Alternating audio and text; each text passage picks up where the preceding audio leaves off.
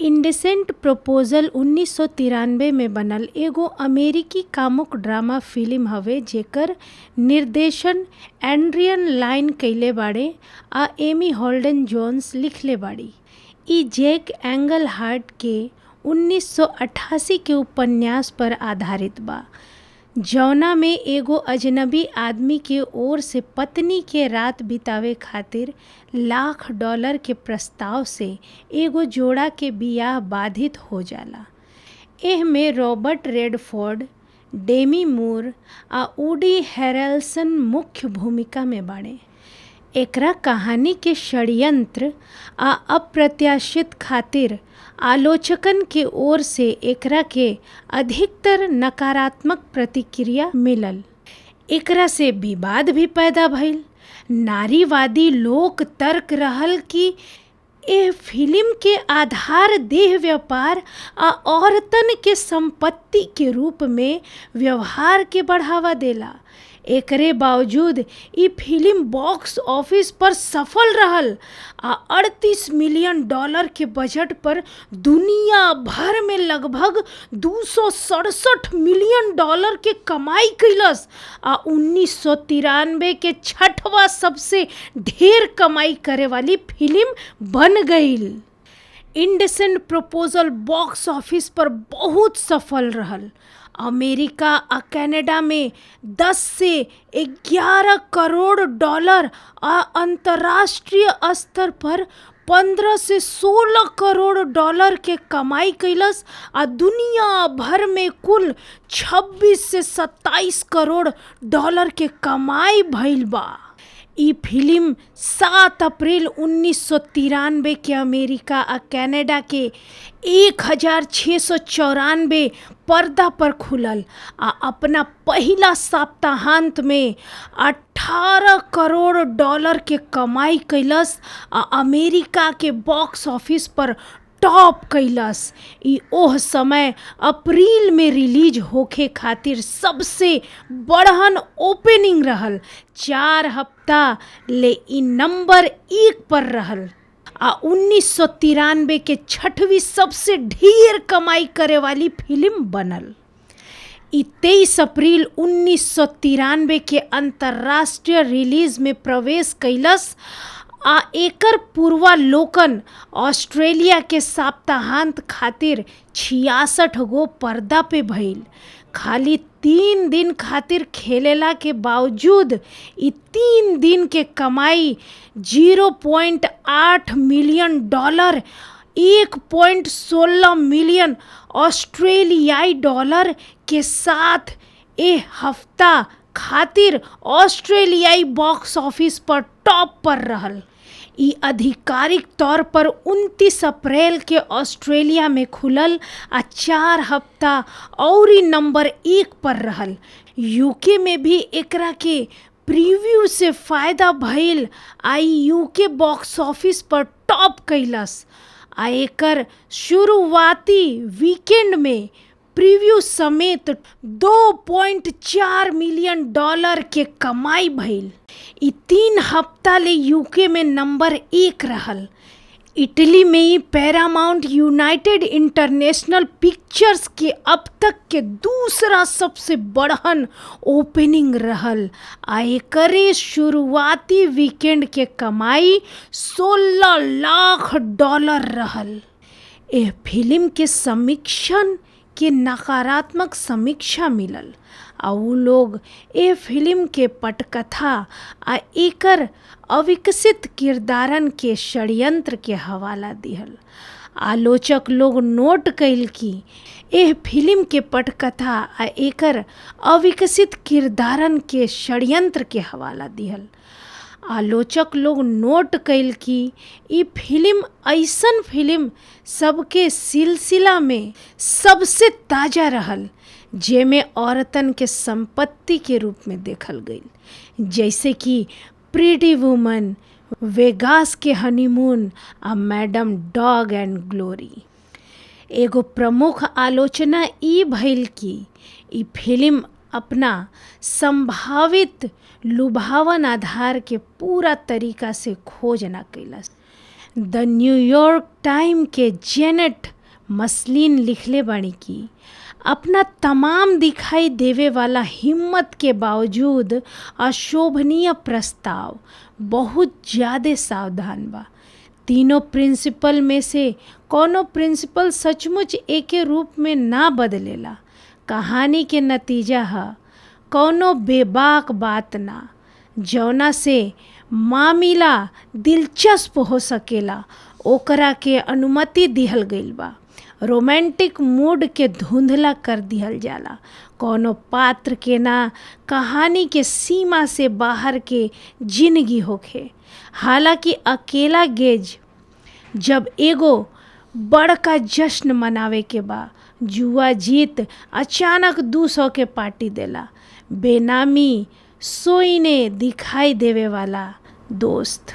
द telegraph में Anthony bread कहले कि भाव से भरल थ्रिलर के रूप में पैकेजिंग के बावजूद इंडेसेंट प्रपोजल असल में एगो बहुत हद तक बेस्वाद आ अजीबो गरीब तरीका से प्लोडिंग रोमांटिक ड्रामा हवे, जवन सत्ता आ बियाह आ अमेरिकी सपना के बारे में ऊंच विचार सबके धीरे से पोक करेला, बाकी एकरा से पहिले भाग जाला।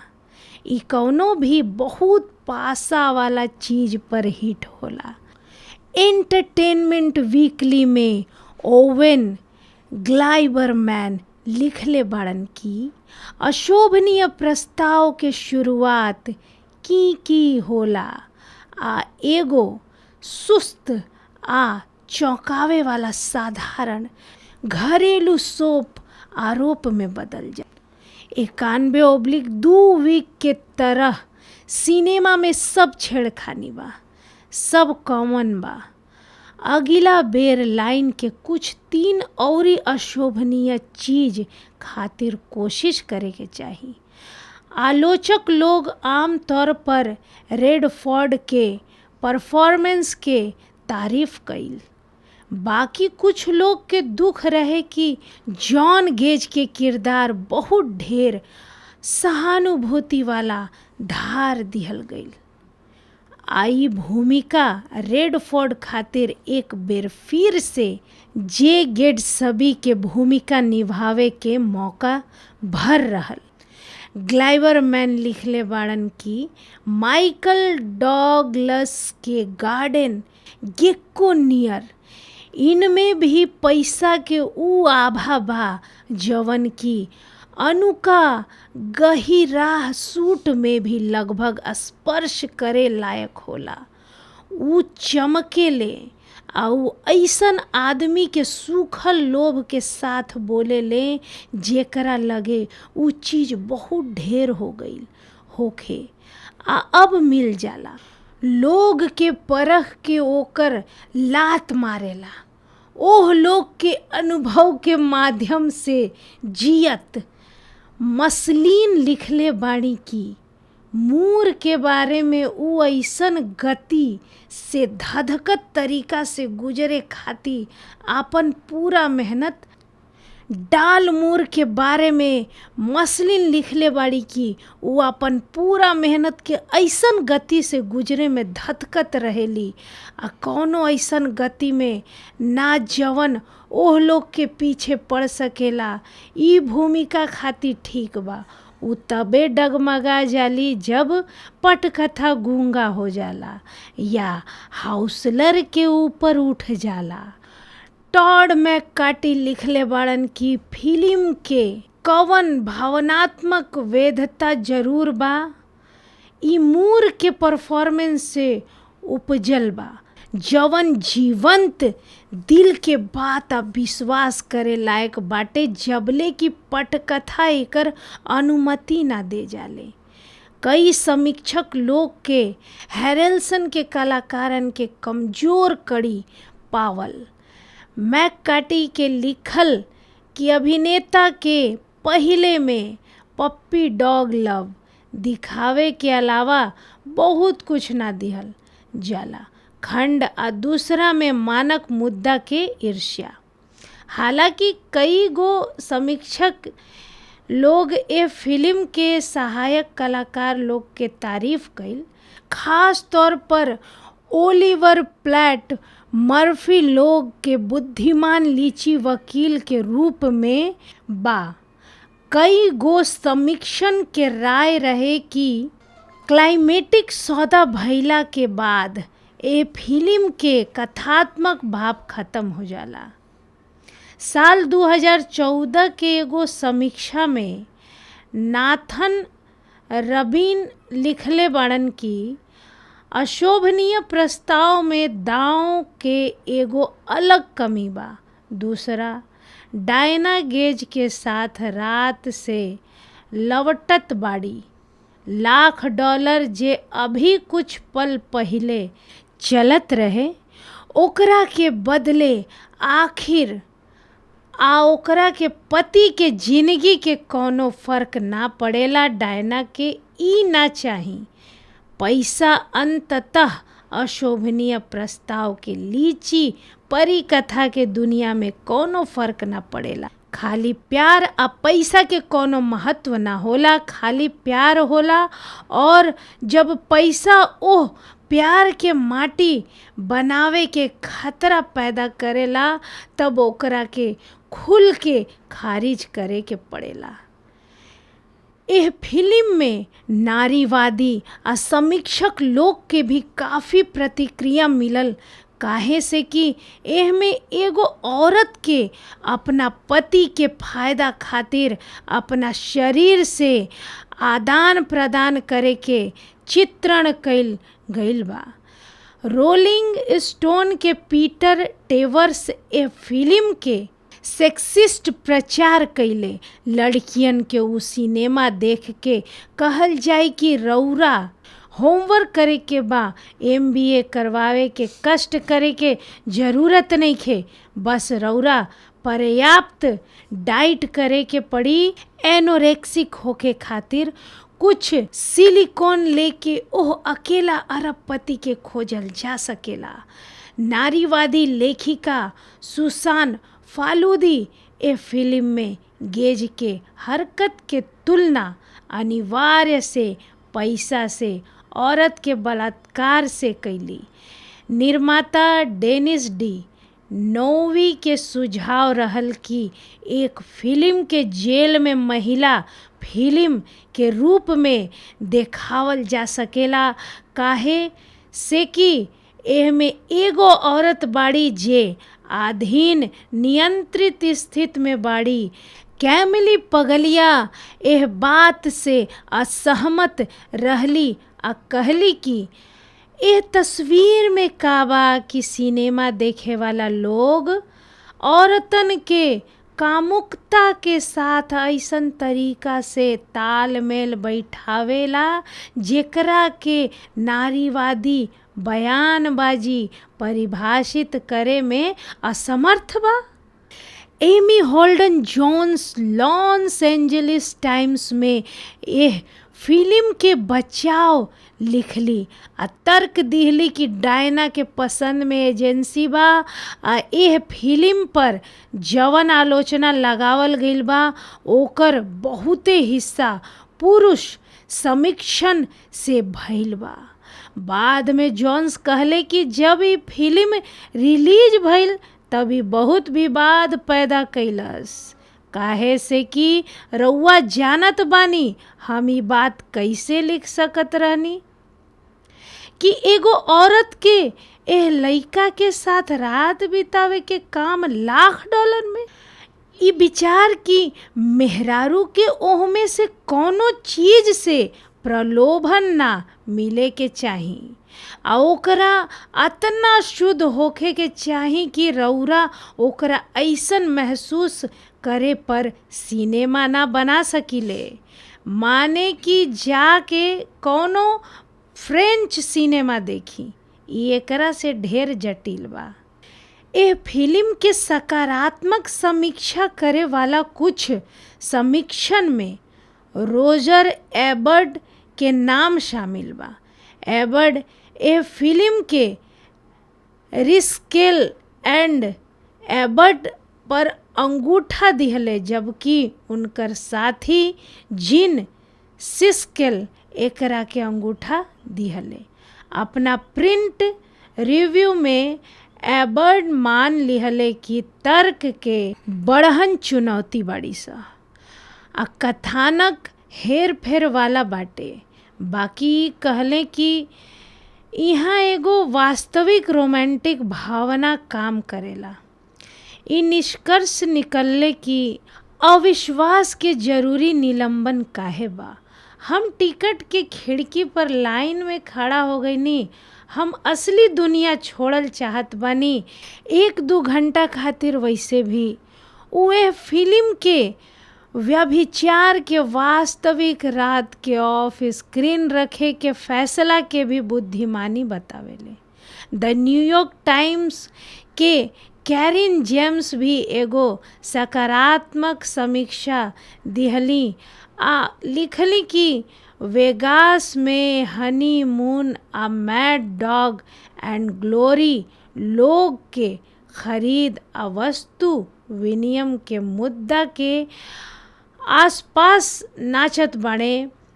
इंडेसेंट प्रपोजल एकरा के अपनावेला। इ दूर से एगो बढ़िया फिल्म ना होवे, मनोरंजक फिल्म। इनके साथी जेनेट मसलिन भी यही तरह के मिश्रित प्रतिक्रिया दिहली आ कहली कि इ फिल्म हास्यास्पद आधार के साथ काम कइल आ खराब तरीका से अंडरराइटेड पटकथा। फ्लैश डांस के निर्देशक के जरूरत बा आ फैटल अट्रैक्शन के अबहियो ओह तरह के सेक्सी पॉप दृष्टांत सामने आइल बा जौना में मिस्टर लाइन के फिल्म में शायद कोनो कलाकारन ना होखे मनुष्य के हालत पर रोशनी, बाकिर ई रौरा के पर्दा से चिपकल जरूर रखेले। समीक्षा एग्रीगेटर रोटन टमाटर पर एंडरसन प्रपोजल के 47 समीक्षा के आधार पर 34% सड़ल रेटिंग बा। औसत रेटिंग 4.8/10 बा। आम सहमति में कहल गईल बा कि लूरिड बाकी उमंग से काम कैलस। एंडरसन प्रपोजल के एकरा के अपना शुरुआती टिटिलेटिंग आधार से परे रखे में दिक्कत होला। दर्शक लोग के प्रतिक्रिया कम नकारात्मक रहल। सिनेमा स्कोर द्वारा पोल कइल गईल लोग के औसत ग्रेड A+ पर B दिहल गईल। F स्केल तक के बा। ई फिल्म गोल्डन रास्पबेरी अवार्ड के संस्थापक जॉन विलियन के किताब द ऑफिशियल रजी मूवी गाइड में अब तक के बनल 100 सबसे मज़ेदार, सबसे खराब फिल्म सब में से एक के रूप में लिस्ट कइल गईल बा। इंडेसेंट प्रपोजल 1993 में बनल एगो अमेरिकी कामुक ड्रामा फिल्म हवे जेकर निर्देशन एड्रियन लाइन कइले बाड़े आ एमी हॉल्डन जोन्स लिखले बाड़ी। ई जैक एंगलहार्ट के 1988 के उपन्यास पर आधारित बा जौना में एगो अजनबी आदमी के ओर से पत्नी के रात बितावे खातिर $1,00,000 के प्रस्ताव से एगो जोड़ा के बियाह बाधित हो जाला। एह में रॉबर्ट रेडफोर्ड, डेमी मूर आ वुडी हैरेल्सन मुख्य भूमिका में बाड़े।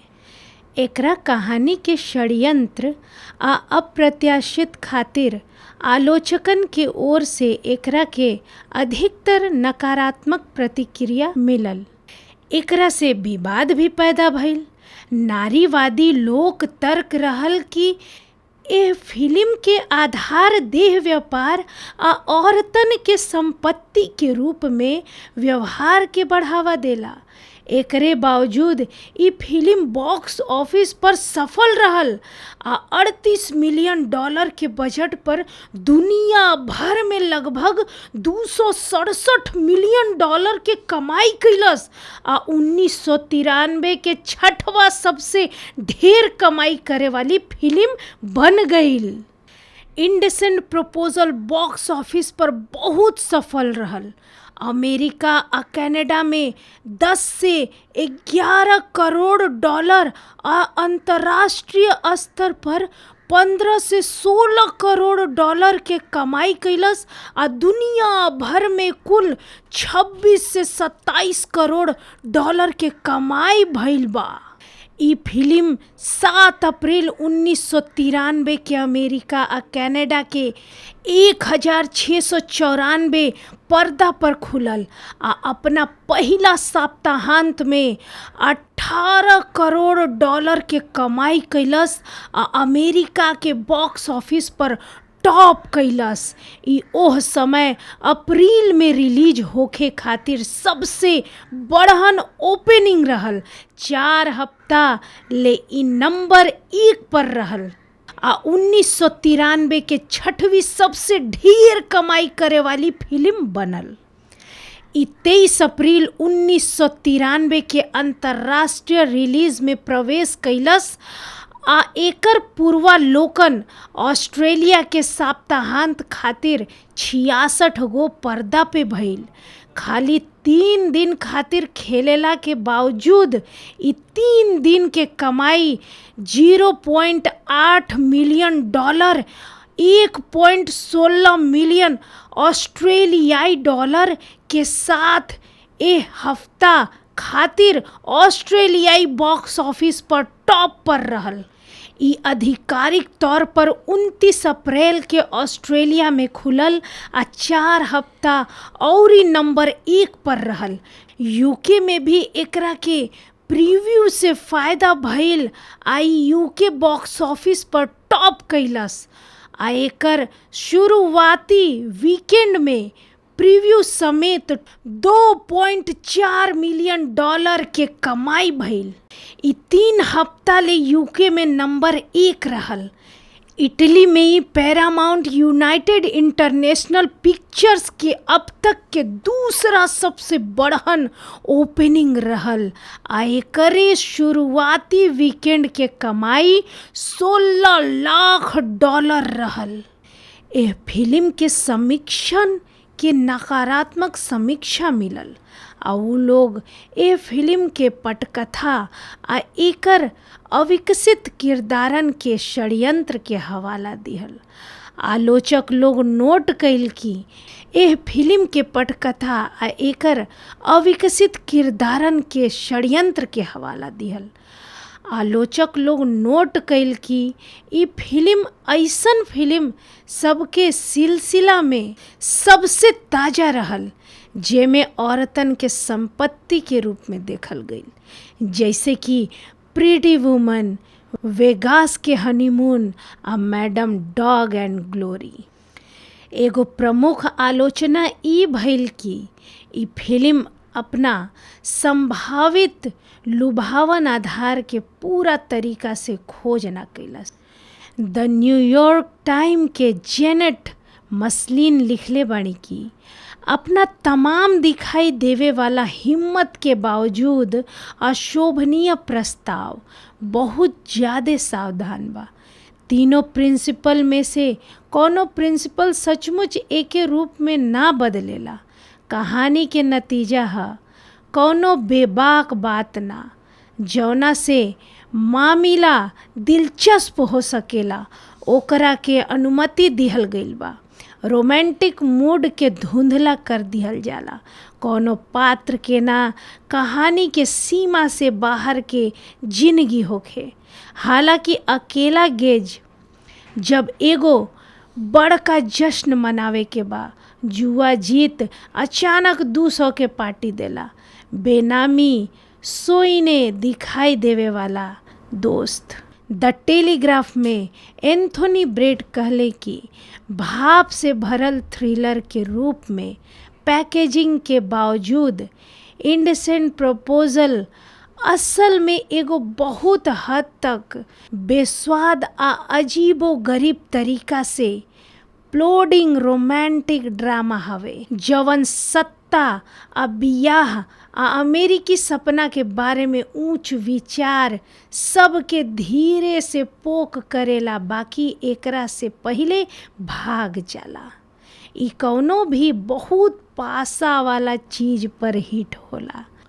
एंटरटेनमेंट वीकली में ओवेन ग्लाइबरमैन लिखले बाड़न की अशोभनीय प्रस्ताव के शुरुआत की होला आ एगो सुस्त आ चौंकावे वाला साधारण घरेलू सोप आरोप में बदल जा।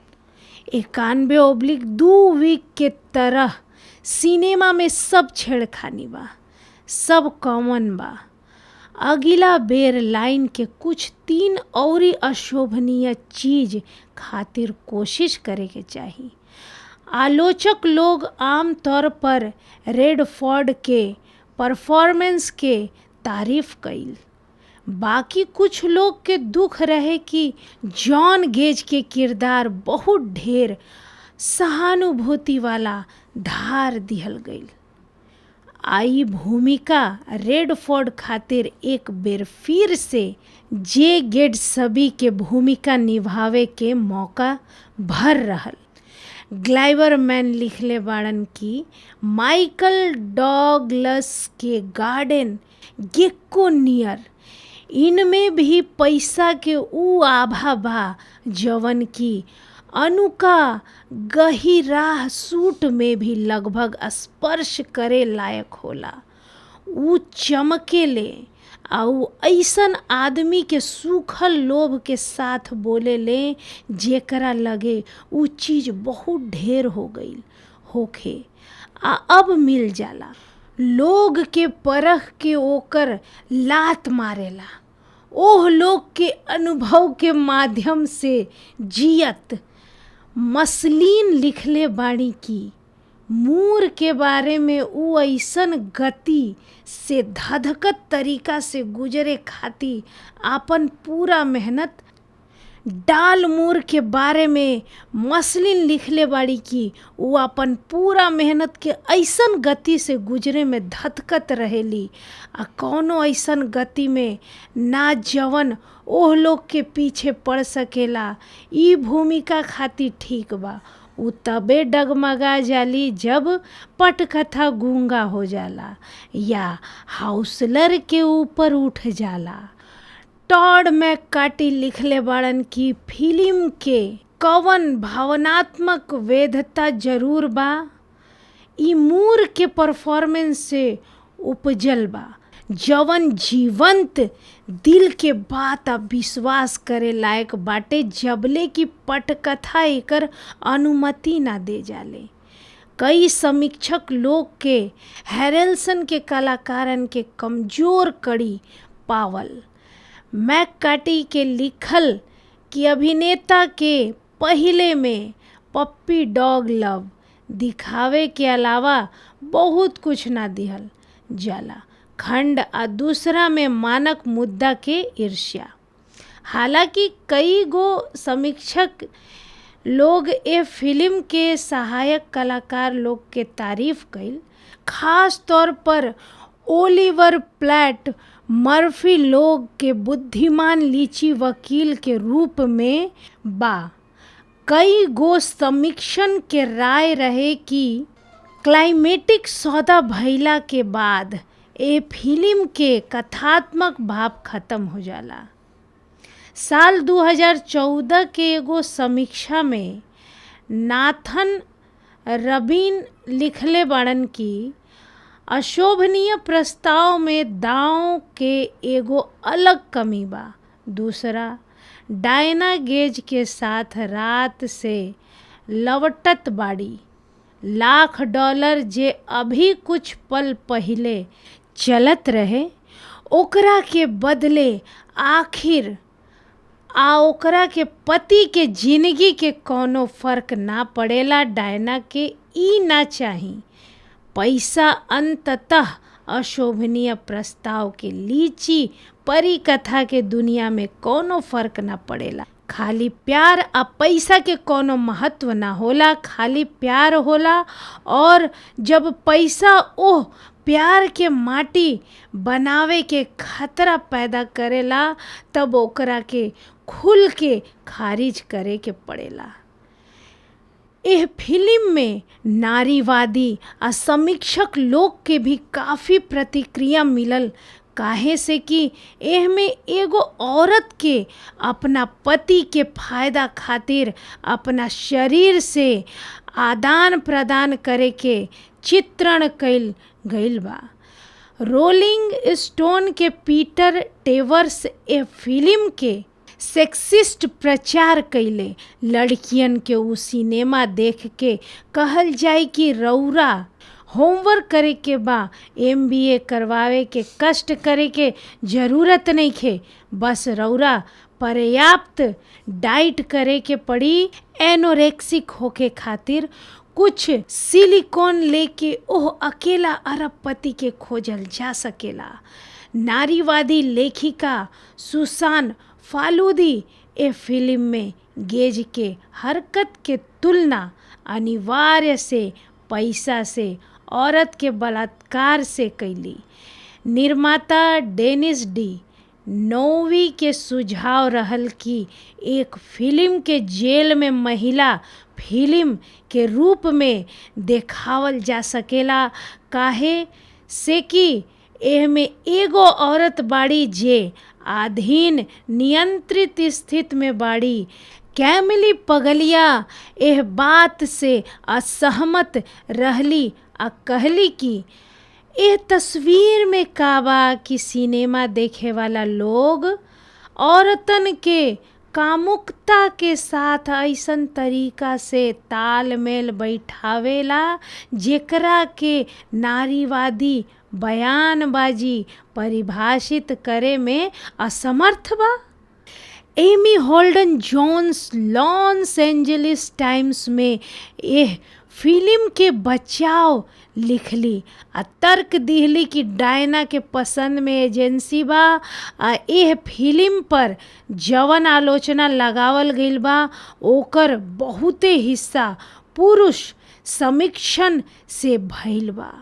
बाद में जोन्स कहले कि जब ई फिल्म रिलीज भइल तभी बहुत विवाद पैदा कैलस, काहे से कि रउआ जानत बानी हम ई बात कैसे लिख सकत रहनी कि एगो औरत के एह लइका के साथ रात बितावे के काम $1,00,000 में।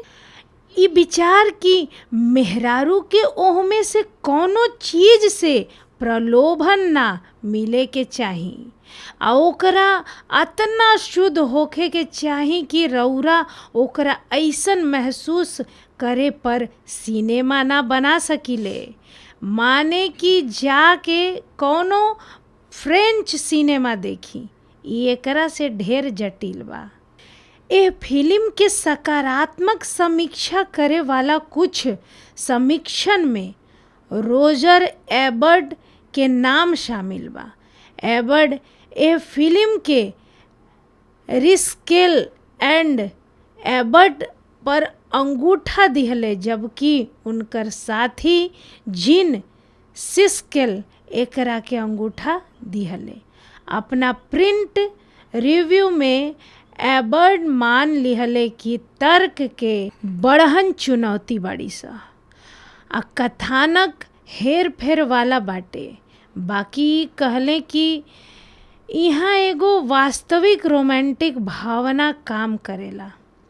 ई निष्कर्ष निकलले कि अविश्वास के जरूरी निलंबन काहे बा। हम टिकट के खिड़की पर लाइन में खड़ा हो गईनी, हम असली दुनिया छोड़ल चाहत बानी 1-2 घंटा खातिर। वैसे भी उहे फिल्म के व्यभिचार के वास्तविक रात के ऑफ स्क्रीन रखे के फैसला के भी बुद्धिमानी बतावेले। द न्यूयॉर्क टाइम्स के कैरिन जेम्स भी एगो सकारात्मक समीक्षा दिहली आ लिखली कि वेगास में हनीमून, आ मैड डॉग एंड ग्लोरी लोग के खरीद आ वस्तु विनिमय के मुद्दा के आसपास नाचत बाड़े। इंडसेंट प्रपोजल एकरा के अपनावेला। ई दूर से एगो बढ़िया फिल्म ना होवे, मनोरंजक फिल्म। इनके साथी जेनेट मसलिन भी यही तरह के मिश्रित प्रतिक्रिया दिहली आ कहली कि ई फिल्म हास्यास्पद आधार के साथ काम कइल आ खराब तरीका से अंडरराइटेड पटकथा। फ्लैश डांस के निर्देशक के जरूरत बा आ फैटल अट्रैक्शन के अबहियो ओह तरह के सेक्सी पॉप दृष्टांत सामने आइल बा जौना में मिस्टर लाइन के फिल्म में शायद कोनो कलाकारन ना होखे मनुष्य के हालत पर रोशनी, बाकिर ई रौरा के पर्दा से चिपकल जरूर रखेले। समीक्षा एग्रीगेटर रोटन टमाटर पर एंडरसन प्रपोजल के 47 समीक्षा के आधार पर 34% सड़ल रेटिंग बा। औसत रेटिंग 4.8/10 बा। आम सहमति में कहल गईल बा कि लूरिड बाकी उमंग से काम कैलस। एंडरसन प्रपोजल के एकरा के अपना शुरुआती टिटिलेटिंग आधार से परे रखे में दिक्कत होला। दर्शक लोग के प्रतिक्रिया कम नकारात्मक रहल। सिनेमा स्कोर द्वारा पोल कइल गईल लोग के औसत ग्रेड A+ पर B दिहल गईल। F स्केल तक के बा। ई फिल्म गोल्डन रास्पबेरी अवार्ड के संस्थापक जॉन विलियन के किताब द ऑफिशियल रजी मूवी गाइड में अब तक के बनल 100 सबसे मज़ेदार, सबसे खराब फिल्म सब में से एक के रूप में लिस्ट कइल गईल बा। इंडसेंट प्रपोजल 1993 में बनल एगो अमेरिकी कामुक ड्रामा फिल्म हवे जेकर निर्देशन एड्रियन लाइन कइले बाड़े आ एमी हॉल्डन जोन्स लिखले बाड़ी। ई जैक एंगलहार्ट के 1988 के उपन्यास पर आधारित बा जौना में एगो अजनबी आदमी के ओर से पत्नी के रात बितावे खातिर $1,00,000 के प्रस्ताव से एगो जोड़ा के बियाह बाधित हो जाला। एह में रॉबर्ट रेडफोर्ड, डेमी मूर आ वुडी हैरेल्सन मुख्य भूमिका में बाड़े। एकरा कहानी के षड्यंत्र आ अप्रत्याशित खातिर आलोचकन के ओर से एकरा के अधिकतर नकारात्मक प्रतिक्रिया मिलल। एकरा से विवाद भी पैदा भइल। नारीवादी लोक तर्क रहल कि एह फिल्म के आधार देह व्यापार आ औरतन के संपत्ति के रूप में व्यवहार के बढ़ावा देला। एकरे बावजूद ई फिल्म बॉक्स ऑफिस पर सफल रहल आ $38 मिलियन के बजट पर दुनिया भर में लगभग $267 मिलियन के कमाई कैलस आ 1993 के छठवा सबसे ढेर कमाई करे वाली फिल्म बन गईल। इंडसेंट प्रपोजल बॉक्स ऑफिस पर बहुत सफल रहल। अमेरिका आ कनाडा में 10 से 11 करोड़ डॉलर आ अंतर्राष्ट्रीय स्तर पर 15 से 16 करोड़ डॉलर के कमाई कैलस आ दुनिया भर में कुल 26 से 27 करोड़ डॉलर के कमाई भइल बा। ई फिल्म 7 अप्रैल 1993 के अमेरिका आ कनाडा के 1694 पर्दा पर खुलल आ अपना पहिला सप्ताहांत में 18 करोड़ डॉलर के कमाई कैलस आ अमेरिका के बॉक्स ऑफिस पर टॉप कैलस। ई ओह समय अप्रैल में रिलीज होखे खातिर सबसे बड़हन ओपनिंग रहल। 4 हफ्ता ले ई नंबर 1 पर रहल आ 1993 के 6वीं सबसे ढेर कमाई करे वाली फिल्म बनल। ई 23 अप्रैल 1993 के अंतर्राष्ट्रीय रिलीज में प्रवेश कैलस आ एकर पूर्वालोकन ऑस्ट्रेलिया के सप्ताहांत खातिर 66 गो पर्दा पे भइल। खाली 3 दिन खातिर खेलेला के बावजूद ई 3 दिन के कमाई $0.8 मिलियन, 1.16 मिलियन ऑस्ट्रेलियाई डॉलर के साथ ए हफ्ता खातिर ऑस्ट्रेलियाई बॉक्स ऑफिस पर टॉप पर रहल। ई आधिकारिक तौर पर 29 अप्रैल के ऑस्ट्रेलिया में खुलल आ 4 हफ्ता और नंबर 1 पर रहल। यूके में भी एकरा के प्रीव्यू से फायदा भइल आ यूके बॉक्स ऑफिस पर टॉप कैलस आ एकर शुरुआती वीकेंड में प्रीव्यू समेत $2.4 मिलियन के कमाई भइल। ई 3 हफ्ता ले यूके में नंबर 1 रहल। इटली में ही पैरामाउंट यूनाइटेड इंटरनेशनल पिक्चर्स के अब तक के दूसरा सबसे बड़हन ओपनिंग रहल आ एकरे शुरुआती वीकेंड के कमाई $16 लाख रहल। एह फिल्म के समीक्षण के नकारात्मक समीक्षा मिलल आ उ लोग ए फिल्म के पटकथा आ एकर अविकसित किरदारन के षड्यंत्र के हवाला दिहल। आलोचक लोग नोट कैल कि एह फिल्म के पटकथा आ एकर अविकसित किरदारन के षड्यंत्र के हवाला दिहल। आलोचक लोग नोट कैल कि ई फिल्म ऐसन फिल्म सबके सिलसिला में सबसे ताजा रहल जेमे औरतन के संपत्ति के रूप में देखल गईल, जैसे कि प्रीटी वुमन, वेगास के हनीमून आ मैडम डॉग एंड ग्लोरी। एगो प्रमुख आलोचना ई भइल कि ई फिल्म अपना संभावित लुभावन आधार के पूरा तरीका से खोज ना कैलस। द न्यूयॉर्क टाइम के जेनेट मसलिन लिखले बानी कि अपना तमाम दिखाई देवे वाला हिम्मत के बावजूद अशोभनीय प्रस्ताव बहुत ज़्यादा सावधान बा। तीनों प्रिंसिपल में से कोनो प्रिंसिपल सचमुच एके रूप में ना बदलेला। कहानी के नतीजा है कोनो बेबाक बात ना, जौना से मामला दिलचस्प हो सकेला ओकरा के अनुमति दिहल गईल बा। रोमांटिक मूड के धुंधला कर दिहल जाला।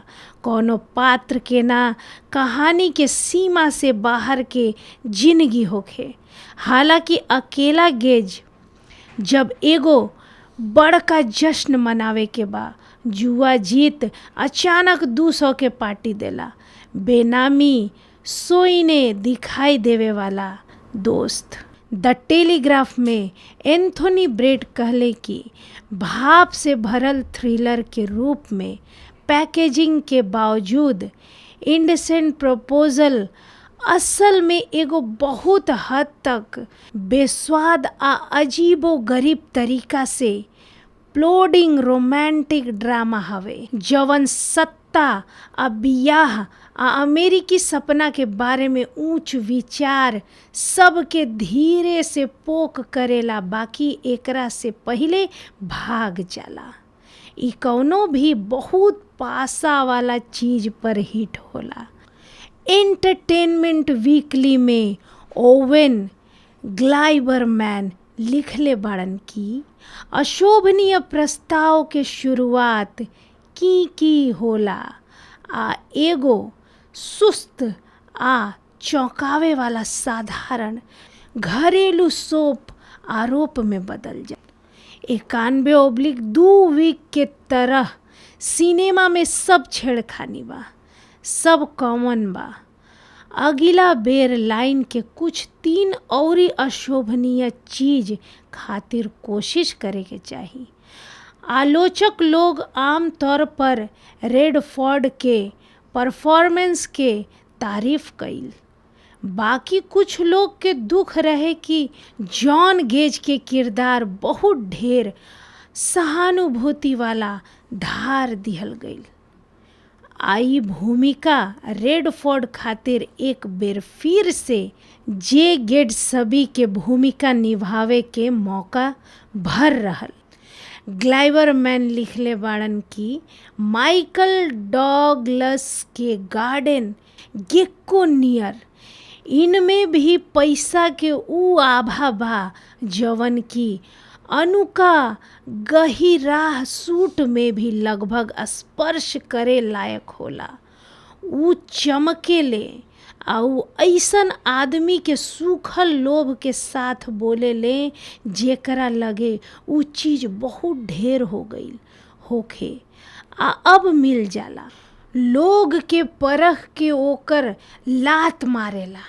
ओह लोग के अनुभव के माध्यम से जियत मसलीन लिखले बाड़ी की मूर के बारे में ऊ ऐसन गति से धधकत तरीका से गुजरे खाती आपन पूरा मेहनत डाल मूर के बारे में मसलिन लिखले बाड़ी की ऊ अपन पूरा मेहनत के ऐसन गति से गुजरे में धधकत रहेली आ कौनो ऐसन गति में ना जवन ओह लोग के पीछे पड़ सकेला।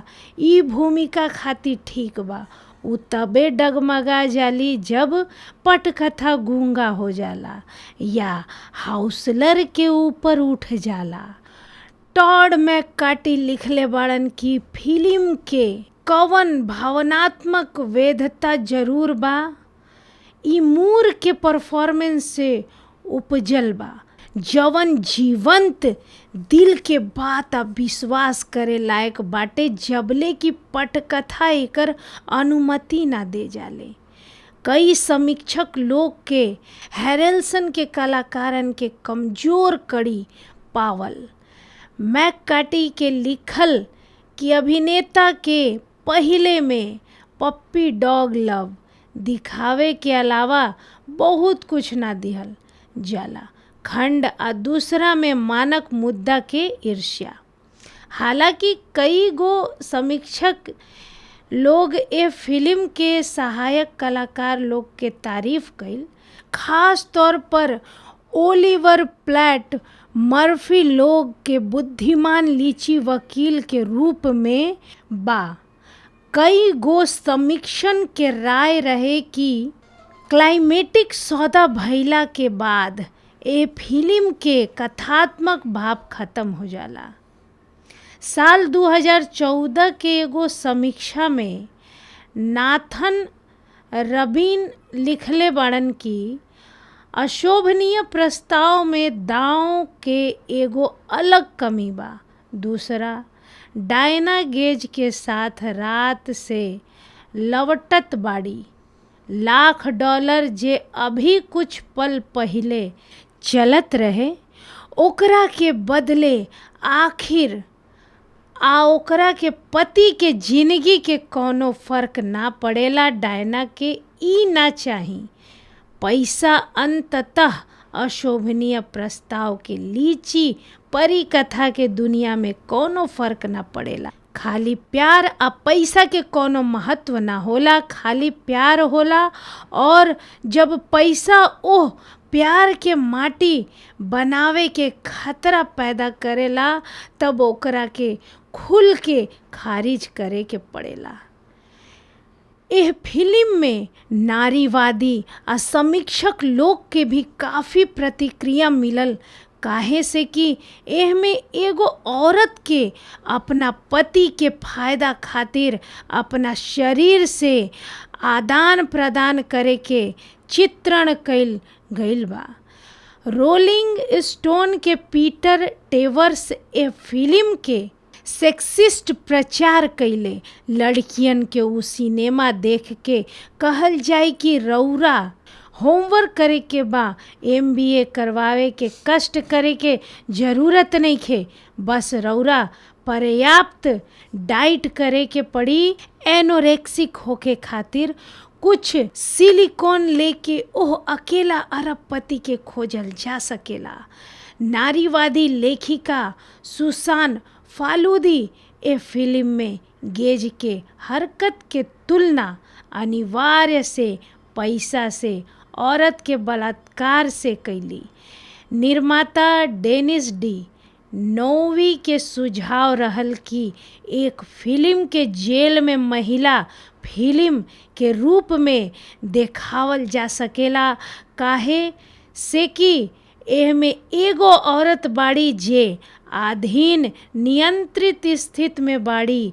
कैमिली पगलिया एह बात से असहमत रहली आ कहली कि एह तस्वीर में काबा कि सिनेमा देखे वाला लोग औरतन के कामुकता के साथ ऐसन तरीका से तालमेल बैठावेला जेकरा के नारीवादी बयानबाजी परिभाषित करे में असमर्थ बा।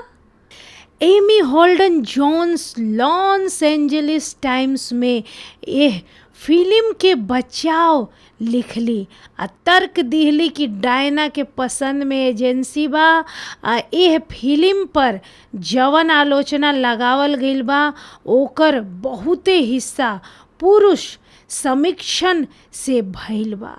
बाद में जोन्स कहले कि जब ई फिल्म रिलीज भइल तभी बहुत विवाद पैदा कैलस, काहे से कि रउआ जानत बानी हम ई बात कैसे लिख सकत रहनी कि एगो औरत के एह लइका के साथ रात बितावे के काम $1,00,000 में। ई विचार कि मेहरारू के ओह में से कोनो चीज से प्रलोभन ना मिले के चाही आ ओकरा अतना शुद्ध होखे के चाही कि रौरा ओकरा ऐसन महसूस करे पर सिनेमा ना बना सकिले, माने कि जाके कोनो फ्रेंच सिनेमा देखी। ई एकरा से ढेर जटिल बा। एह फिल्म के सकारात्मक समीक्षा करे वाला कुछ समीक्षण में रोजर एबर्ड के नाम शामिल बा। एबर्ड एह फिल्म के रिस्केल एंड एबर्ड पर अंगूठा दिहले, जबकि उनकर साथी जिन सिस्केल एकरा के अंगूठा दिहले। अपना प्रिंट रिव्यू में एबर्ड मान लिहले कि तर्क के बड़हन चुनौती बाड़ी सा आ कथानक हेर फेर वाला बाटे। बाकी कहले कि यहाँ एगो वास्तविक रोमांटिक भावना काम करेला। ई निष्कर्ष निकलले कि अविश्वास के जरूरी निलंबन काहे बा। हम टिकट के खिड़की पर लाइन में खड़ा हो गईनी, हम असली दुनिया छोड़ल चाहत बानी 1-2 घंटा खातिर। वैसे भी उहे फिल्म के व्यभिचार के वास्तविक रात के ऑफ स्क्रीन रखे के फैसला के भी बुद्धिमानी बतावेले। द न्यूयॉर्क टाइम्स के कैरिन जेम्स भी एगो सकारात्मक समीक्षा दिहली आ लिखली कि वेगास में हनीमून आ मैड डॉग एंड ग्लोरी लोग के खरीद आ वस्तु विनिमय के मुद्दा के आसपास नाचत बाड़े। इंडसेंट प्रपोजल एकरा के अपनावेला। ई दूर से एगो बढ़िया फिल्म ना होवे, मनोरंजक फिल्म।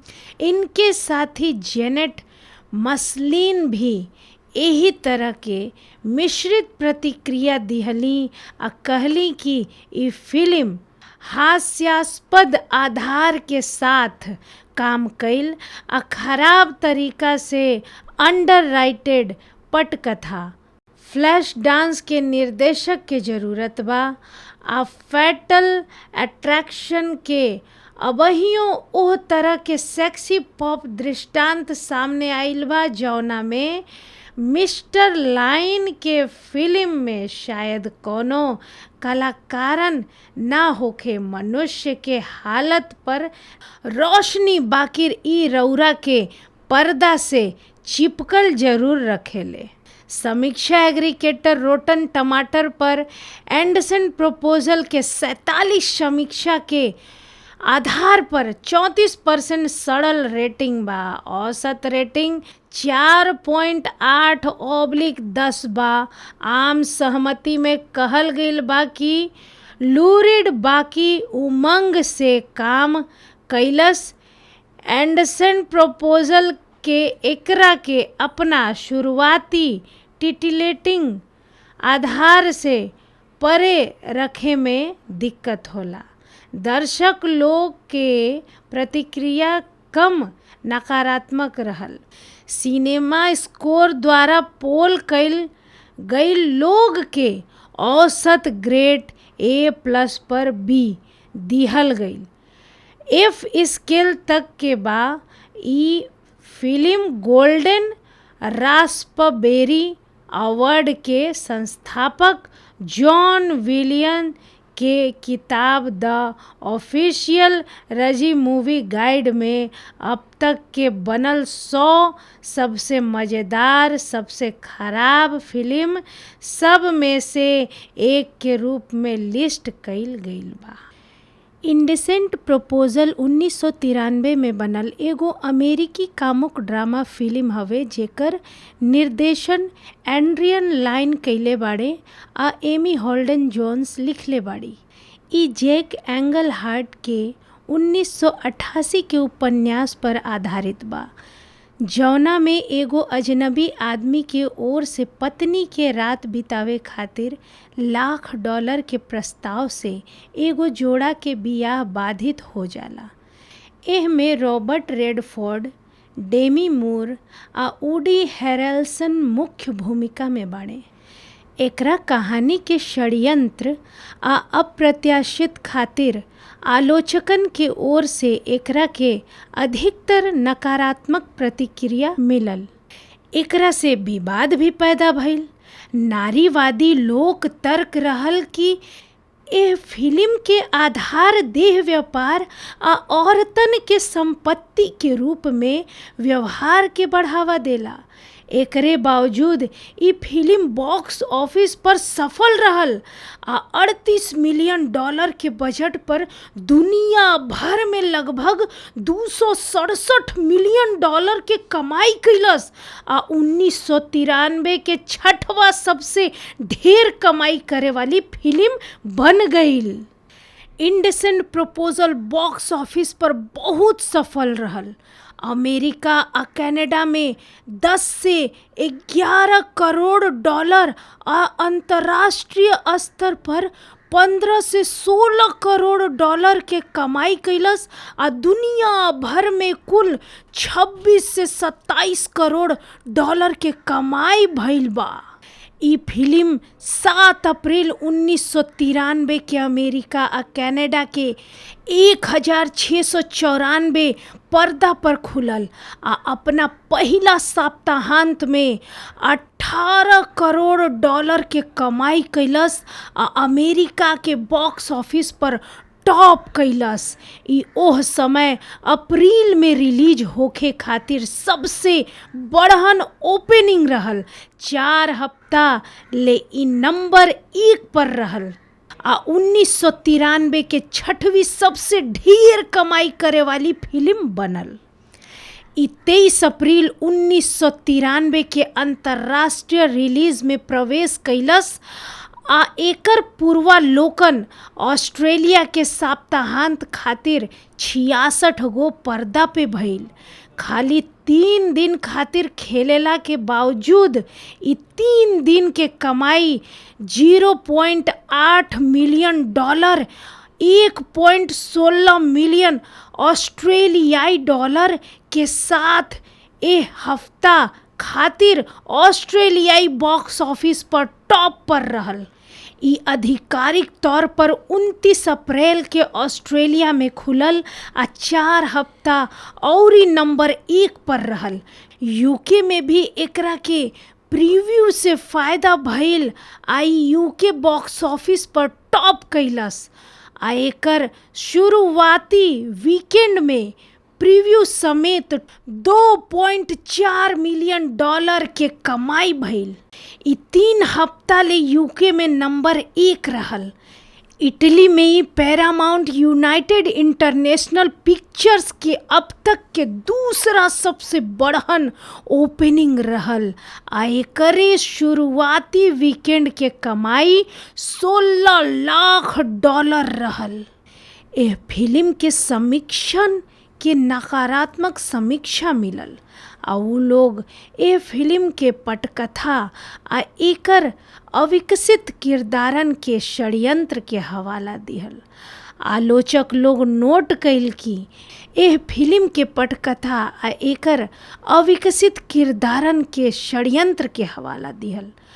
आलोचक लोग नोट कैल कि ई फिल्म ऐसन फिल्म सबके सिलसिला में सबसे ताजा रहल जेमे औरतन के संपत्ति के रूप में देखल गईल, जैसे कि प्रीटी वुमन, वेगास के हनीमून आ मैडम डॉग एंड ग्लोरी। एगो प्रमुख आलोचना ई भइल कि ई फिल्म अपना संभावित लुभावन आधार के पूरा तरीका से खोज ना कैलस। द न्यूयॉर्क टाइम के जेनेट मसलिन लिखले बानी कि अपना तमाम दिखाई देवे वाला हिम्मत के बावजूद अशोभनीय प्रस्ताव बहुत ज़्यादा सावधान बा। तीनों प्रिंसिपल में से कोनो प्रिंसिपल सचमुच एके रूप में ना बदलेला। कहानी के नतीजा है कौनो बेबाक बात ना, जौना से मामला दिलचस्प हो सकेला ओकरा के अनुमति दिहल गईल बा। रोमांटिक मूड के धुंधला कर दिहल जाला। कौनो पात्र के ना कहानी के सीमा से बाहर के जिंदगी होखे। हालांकि अकेला गेज जब एगो बड़का जश्न मनावे के बा, जुआ जीत अचानक 200 के पार्टी देला। बेनामी सोईने दिखाई देवे वाला दोस्त। द टेलीग्राफ में एंथोनी ब्रेड कहले कि भाप से भरल थ्रिलर के रूप में पैकेजिंग के बावजूद इंडेसेंट प्रपोजल असल में एगो बहुत हद तक बेस्वाद आ अजीबो गरीब तरीका से प्लोडिंग रोमांटिक ड्रामा हवे, जवन सत्ता आ बियाह आ अमेरिकी सपना के बारे में ऊंच विचार सबके धीरे से पोक करेला, बाकी एकरा से पहिले भाग जाला। ई कौनो भी बहुत पासा वाला चीज पर हिट होला। एंटरटेनमेंट वीकली में ओवेन ग्लाइबरमैन लिखले बाड़न कि अशोभनीय प्रस्ताव के शुरुआत की होला आ एगो सुस्त आ चौंकावे वाला साधारण घरेलू सोप आरोप में बदल जाए। 91/2 वीक के तरह सिनेमा में सब छेड़खानी बा, सब कॉमन बा। अगिला बेर लाइन के कुछ 3 औरी अशोभनीय चीज खातिर कोशिश करे के चाही। आलोचक लोग आम तौर पर रेडफोर्ड के परफॉर्मेंस के तारीफ कईल। बाकी कुछ लोग के दुख रहे कि जॉन गेज के किरदार बहुत ढेर सहानुभूति वाला धार दिहल गईल। आई भूमिका रेडफोर्ड खातिर एक बेर फिर से जे गेट्सबी के भूमिका निभावे के मौका भर रहल। ग्लाइबरमैन लिखले बाड़न कि माइकल डगलस के गार्डन गेक्को नियर इनमें भी पैसा के ऊ आभा बा जवन की अनुका गहिराह सूट में भी लगभग स्पर्श करे लायक होला। ऊ चमकेले आ ऊ ऐसन आदमी के सूखल लोभ के साथ बोले ले जेकरा लगे ऊ चीज बहुत ढेर हो गईल होखे आ अब मिल जाला। लोग के परख के ओकर लात मारेला। ओह लोग के अनुभव के माध्यम से जियत मसलिन लिखले बाड़ी की मूर के बारे में ऊ ऐसन गति से धधकत तरीका से गुजरे खाती आपन पूरा मेहनत डाल मूर के बारे में मसलिन लिखले बाड़ी की ऊ अपन पूरा मेहनत के ऐसन गति से गुजरे में धधकत रहेली आ कौनो ऐसन गति में ना जवन ओह लोग के पीछे पड़ सकेला। ई भूमिका खातिर ठीक बा। उ तबे डगमगा जाली जब पटकथा गूंगा हो जाला या हाउसलर के ऊपर उठ जाला। टॉड मैककार्टी लिखले बाड़न की फिल्म के कवन भावनात्मक वेधता जरूर बा ई मूर के परफॉर्मेंस से उपजल बा, जवन जीवंत दिल के बात आ विश्वास करे लायक बाटे जबले की पटकथा एकर अनुमति ना दे जाले। कई समीक्षक लोग के हैरेल्सन के कलाकारन के कमजोर कड़ी पावल। मैककार्टी के लिखल कि अभिनेता के पहिले में पप्पी डॉग लव दिखावे के अलावा बहुत कुछ ना दिहल जाला खंड आ दूसरा में मानक मुद्दा के ईर्ष्या। हालांकि कई गो समीक्षक लोग ए फिल्म के सहायक कलाकार लोग के तारीफ कइल, खास तौर पर ओलिवर प्लैट मर्फी लोग के बुद्धिमान लीची वकील के रूप में बा। कई गो समीक्षन के राय रहे कि क्लाइमेटिक सौदा भइला के बाद ए फिल्म के कथात्मक भाव खत्म हो जाला। साल 2014 के एगो समीक्षा में नाथन रबीन लिखले बाड़न की अशोभनीय प्रस्ताव में दांव के एगो अलग कमी बा। दूसरा, डायना गेज के साथ रात से लवटत बाड़ी। $1,00,000 जे अभी कुछ पल पहिले चलत रहे ओकरा के बदले आखिर ओकरा के पति के जिंदगी के कोनो फर्क ना पड़ेला। डायना के ई ना चाही। पैसा अंततः अशोभनीय प्रस्ताव के लीची परी कथा के दुनिया में कोनो फर्क ना पड़ेला। खाली प्यार आ पैसा के कोनो महत्व ना होला, खाली प्यार होला और जब पैसा ओह प्यार के माटी बनावे के खतरा पैदा करेला तब ओकरा के खुल के खारिज करे के पड़ेला। एह फिल्म में नारीवादी आ समीक्षक लोग के भी काफ़ी प्रतिक्रिया मिलल, काहे से कि एह में एगो औरत के अपना पति के फायदा खातिर अपना शरीर से आदान प्रदान करे के चित्रण कइल गइल बा। रोलिंग स्टोन के पीटर टेवर्स ए फिल्म के सेक्सिस्ट प्रचार कइले। लड़कियन के उ सिनेमा देख के कहल जाए कि रौरा होमवर्क करे के बा, MBA करवावे के कष्ट करे के जरूरत नहीं खे, बस रौरा पर्याप्त डाइट करे के पड़ी। एनोरेक्सिक होके खातिर कुछ सिलिकॉन लेके ओह अकेला अरबपति के खोजल जा सकेला। नारीवादी लेखिका सुसान फालूदी ए फिल्म में गेज के हरकत के तुलना अनिवार्य से पैसा से औरत के बलात्कार से कैली। निर्माता डेनिस डी नोवी के सुझाव रहल कि एक फिल्म के जेल में महिला फिल्म के रूप में देखावल जा सकेला, काहे से कि एह में एगो औरत बाड़ी जे अधीन नियंत्रित स्थिति में बाड़ी।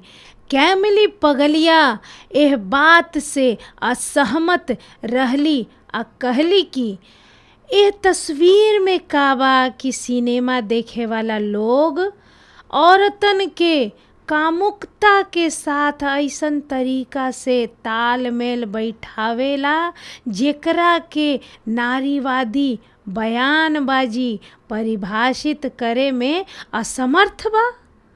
एमी Holden Jones Los Angeles Times में यह फिल्म के बचाव लिखली आ तर्क दिहली कि डायना के पसंद में एजेंसी बा आ यह फिल्म पर जवन आलोचना लगावल गईल बा ओकर बहुते हिस्सा पुरुष समीक्षण से भइल बा।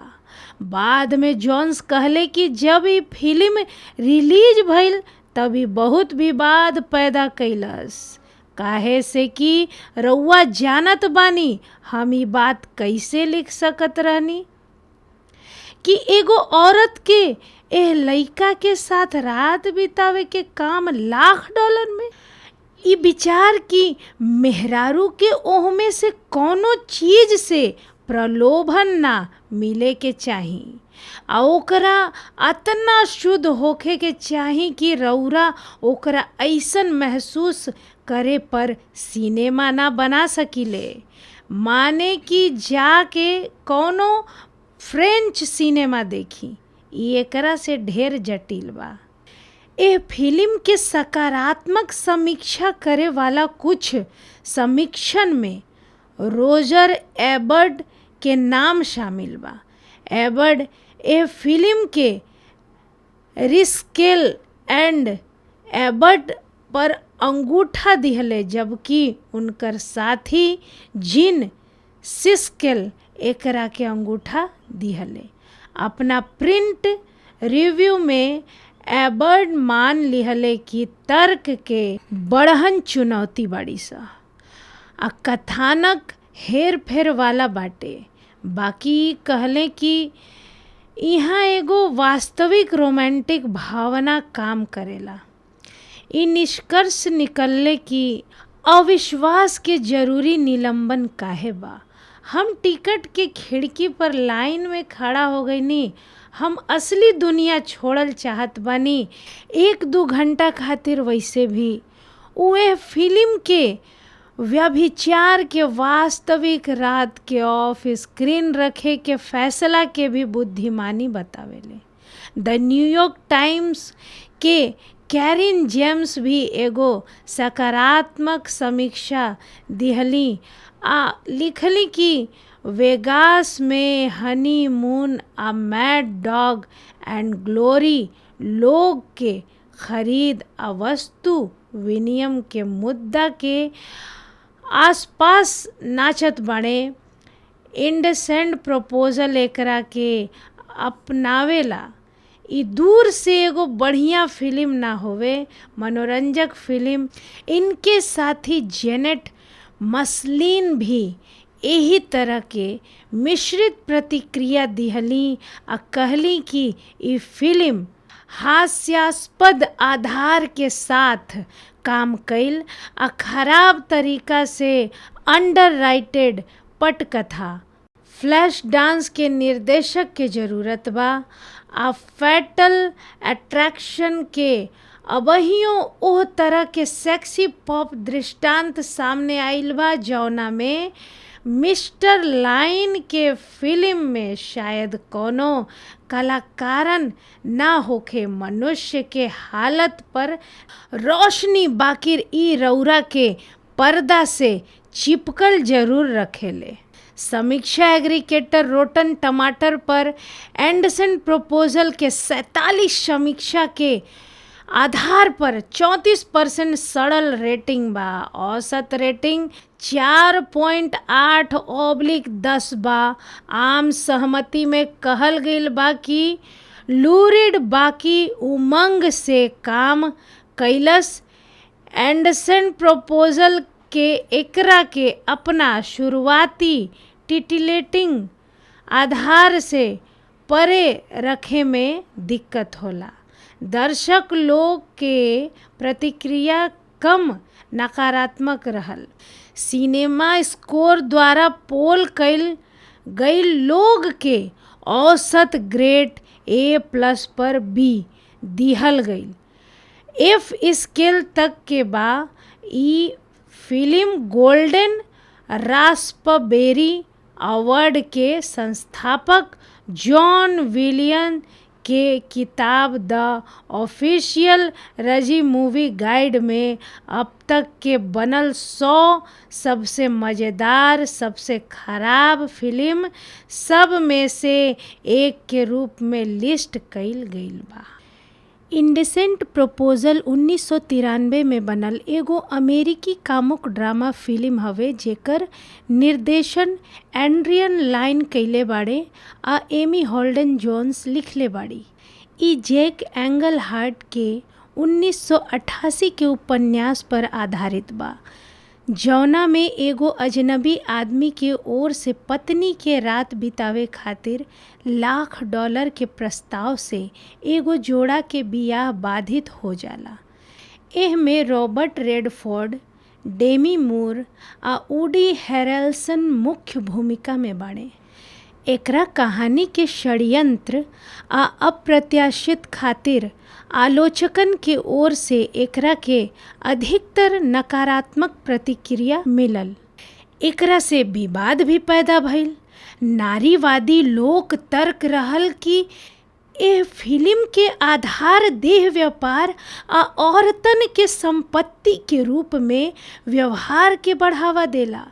एकरे बावजूद ई फिल्म बॉक्स ऑफिस पर सफल रहल आ $38 मिलियन के बजट पर दुनिया भर में लगभग $267 मिलियन के कमाई कैलस आ 1993 के छठवा सबसे ढेर कमाई करे वाली फिल्म बन गईल। इंडेसेंट प्रपोजल बॉक्स ऑफिस पर बहुत सफल रहल। अमेरिका आ कनाडा में 10 से 11 करोड़ डॉलर आ अंतर्राष्ट्रीय स्तर पर 15 से 16 करोड़ डॉलर के कमाई कैलस आ दुनिया भर में कुल 26 से 27 करोड़ डॉलर के कमाई भइल बा। ई फिल्म 7 अप्रैल 1993 के अमेरिका आ कनाडा के 1694 पर्दा पर खुलल आ अपना पहिला सप्ताहांत में 18 करोड़ डॉलर के कमाई कैलस आ अमेरिका के बॉक्स ऑफिस पर टॉप कैलस। ई ओह समय अप्रैल में रिलीज होखे खातिर सबसे बड़हन ओपनिंग रहल। 4 हफ्ता ले ई नंबर 1 पर रहल आ 1993 के छठवीं सबसे ढेर कमाई करे वाली फिल्म बनल। ई 23 अप्रैल 1993 के अंतर्राष्ट्रीय रिलीज में प्रवेश कैलस आ एकर पूर्वालोकन ऑस्ट्रेलिया के सप्ताहांत खातिर 66 गो पर्दा पे भइल। खाली 3 दिन खातिर खेलेला के बावजूद ई 3 दिन के कमाई $0.8 मिलियन 1.16 मिलियन ऑस्ट्रेलियाई डॉलर के साथ ए हफ्ता खातिर ऑस्ट्रेलियाई बॉक्स ऑफिस पर टॉप पर रहल।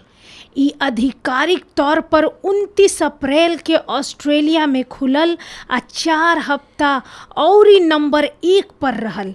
यूके में भी एकरा के प्रीव्यू से फायदा भइल आ यूके बॉक्स ऑफिस पर टॉप कैलस आ एकर शुरुआती वीकेंड में प्रीव्यू समेत $2.4 मिलियन के कमाई भइल। ई 3 हफ्ता ले यूके में नंबर 1 रहल। इटली में ही पैरामाउंट यूनाइटेड इंटरनेशनल पिक्चर्स के अब तक के दूसरा सबसे बड़हन ओपनिंग रहल आ एकरे शुरुआती वीकेंड के कमाई $16 लाख रहल। एह फिल्म के समीक्षन के नकारात्मक समीक्षा मिलल आ उ लोग ए फिल्म के पटकथा आ एकर अविकसित किरदारन के षड्यंत्र के हवाला दिहल। आलोचक लोग नोट कइल कि एह फिल्म के पटकथा आ एकर अविकसित किरदारन के षड्यंत्र के हवाला दिहल। आलोचक लोग नोट कइल कि ई फिल्म ऐसन फिल्म सबके सिलसिला में सबसे ताज़ा रहल जेमे औरतन के संपत्ति के रूप में देखल गई, जैसे कि प्रीटी वुमन, वेगास के हनीमून आ मैडम डॉग एंड ग्लोरी। एगो प्रमुख आलोचना ई भइल कि ई फिल्म अपना संभावित लुभावन आधार के पूरा तरीका से खोज ना कैलस। द न्यूयॉर्क टाइम के जेनेट मसलिन लिखले बानी कि अपना तमाम दिखाई देवे वाला हिम्मत के बावजूद अशोभनीय प्रस्ताव बहुत ज़्यादा सावधान बा। तीनों प्रिंसिपल में से कोनो प्रिंसिपल सचमुच एके रूप में ना बदलेला।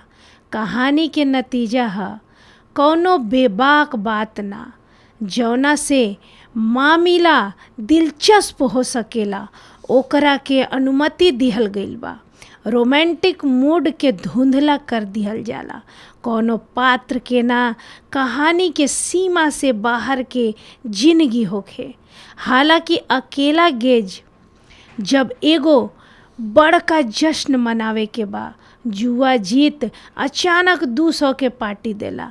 बेनामी सोईने दिखाई देवे वाला दोस्त।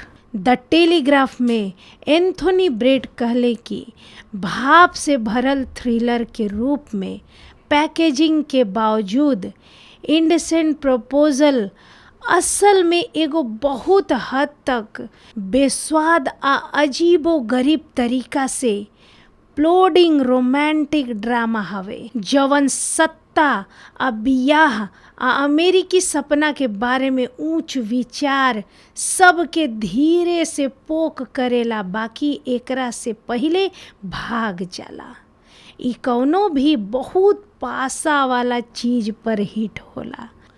एंटरटेनमेंट वीकली में ओवेन ग्लाइबरमैन लिखले बाड़न कि अशोभनीय प्रस्ताव के शुरुआत की होला आ एगो सुस्त आ चौंकावे वाला साधारण घरेलू सोप आरोप में बदल जाए। 91/2 वीक के तरह सिनेमा में सब छेड़खानी बा, सब कॉमन बा।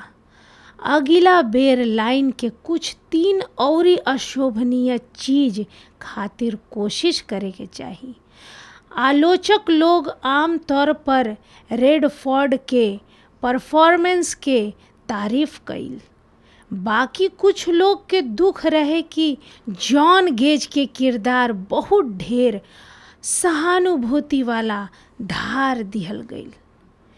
आई भूमिका रेडफोर्ड खातिर एक बेर फिर से जे गेट्सबी के भूमिका निभावे के मौका भर रहल।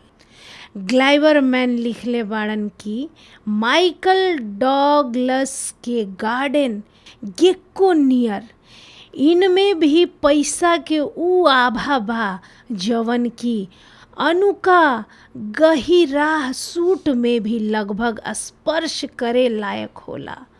ऊ चमकेले आ ऊ ऐसन आदमी के सूखल लोभ के साथ बोले ले जेकरा लगे ऊ चीज बहुत ढेर हो गईल होखे आ अब मिल जाला। लोग के परख के ओकर लात मारेला। ओह लोग के अनुभव के माध्यम से जियत। मसलिन लिखले बाड़ी की मूर के बारे में ऊ ऐसन गति से धधकत तरीका से गुजरे खाती आपन पूरा मेहनत। डाल मूर के बारे में मसलिन लिखले बाड़ी की ऊ अपन पूरा मेहनत के ऐसन गति से गुजरे में धधकत रहेली आ कौनो ऐसन गति में ना जवन ओह लोग के पीछे पड़ सकेला। ई भूमिका खातिर ठीक बा। ऊ तबे डगमगा जाली जब पटकथा गूंगा हो जाला या हाउसलर के ऊपर उठ जाला। टॉड मैककार्टी लिखले बाड़न की फिल्म के कवन भावनात्मक वेधता जरूर बा, ई मूर के परफॉर्मेंस से उपजल बा जवन जीवंत दिल के बात आ विश्वास करे लायक बाटे जबले की पटकथा एकर अनुमति ना दे जाले। कई समीक्षक लोग के हैरेल्सन के कलाकारन के कमजोर कड़ी पावल। मैककार्टी के लिखल कि अभिनेता के पहिले में पप्पी डॉग लव दिखावे के अलावा बहुत कुछ ना दिहल जाला खंड आ दूसरा में मानक मुद्दा के ईर्ष्या। हालांकि कई गो समीक्षक लोग ए फिल्म के सहायक कलाकार लोग के तारीफ कइल, खास तौर पर ओलिवर प्लैट मर्फी लोग के बुद्धिमान लीची वकील के रूप में बा। कई गो समीक्षन के राय रहे कि क्लाइमेटिक सौदा भइला के बाद ए फिल्म के कथात्मक भाव खत्म हो जाला। साल 2014 के एगो समीक्षा में नाथन रबीन लिखले बाड़न कि अशोभनीय प्रस्ताव में दांव के एगो अलग कमी बा। दूसरा, डायना गेज के साथ रात से लवटत बाड़ी। $1,00,000 जे अभी कुछ पल पहिले चलत रहे ओकरा के बदले आखिर ओकरा के पति के जिंदगी के कोनो फर्क ना पड़ेला। डायना के ई ना चाही। पैसा अंततः अशोभनीय प्रस्ताव के लीची परी कथा के दुनिया में कोनो फर्क ना पड़ेला। खाली प्यार आ पैसा के कोनो महत्व ना होला, खाली प्यार होला। और जब पैसा ओह प्यार के माटी बनावे के खतरा पैदा करेला तब ओकरा के खुल के खारिज करे के पड़ेला। एह फिल्म में नारीवादी आ समीक्षक लोग के भी काफ़ी प्रतिक्रिया मिलल, काहे से कि एह में एगो औरत के अपना पति के फायदा खातिर अपना शरीर से आदान प्रदान करे के चित्रण कइल गइल बा। रोलिंग स्टोन के पीटर टेवर्स ए फिल्म के सेक्सिस्ट प्रचार कइले। लड़कियन के उ सिनेमा देख के कहल जाए कि रौरा होमवर्क करे के बा, MBA करवावे के कष्ट करे के जरूरत नहीं खे, बस रौरा पर्याप्त डाइट करे के पड़ी। एनोरेक्सिक होके खातिर कुछ सिलिकॉन लेके ओह अकेला अरबपति के खोजल जा सकेला। नारीवादी लेखिका सुसान फालूदी ए फिल्म में गेज के हरकत के तुलना अनिवार्य से पैसा से, औरत के बलात्कार से कैली। निर्माता डेनिस डी नोवी के सुझाव रहल कि एक फिल्म के जेल में महिला फिल्म के रूप में देखावल जा सकेला, काहे से कि एह में एगो औरत बाड़ी जे अधीन नियंत्रित स्थिति में बाड़ी। कैमिली पगलिया एह बात से असहमत रहली आ कहली कि एह तस्वीर में का बा कि सिनेमा देखे वाला लोग औरतन के कामुकता के साथ ऐसन तरीका से तालमेल बैठावेला जेकरा के नारीवादी बयानबाजी परिभाषित करे में असमर्थ बा। Amy Holden Jones Los Angeles Times में यह फिल्म के बचाव लिखली आ तर्क दिहली कि डायना के पसंद में एजेंसी बा आ एह फिल्म पर जवन आलोचना लगावल गइल बा ओकर बहुते हिस्सा पुरुष समीक्षण से भइल बा। बाद में जोन्स कहले कि जब ये फिल्म रिलीज भइल तभी बहुत विवाद पैदा कैलस, काहे से कि रउआ जानत बानी हम ई बात कैसे लिख सकत रहनी कि एगो औरत के एह लइका के साथ रात बितावे के काम $1,00,000 में। ई विचार कि मेहरारू के ओह में से कोनो चीज से प्रलोभन ना मिले के चाही आ ओकरा अतना शुद्ध होखे के चाही कि रउरा ओकरा ऐसन महसूस करे पर सिनेमा ना बना सकिले।